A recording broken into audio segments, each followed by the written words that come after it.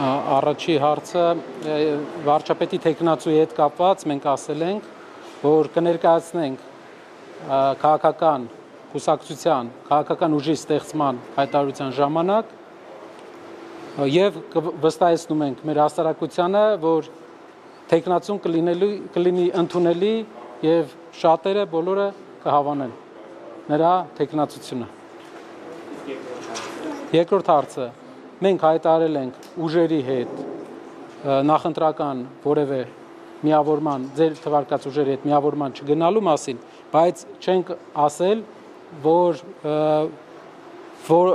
այդ ուժերի որևէ ներկայացուցիչի հետ չեն գնա,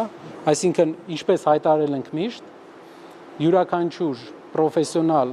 որը ունի մեծ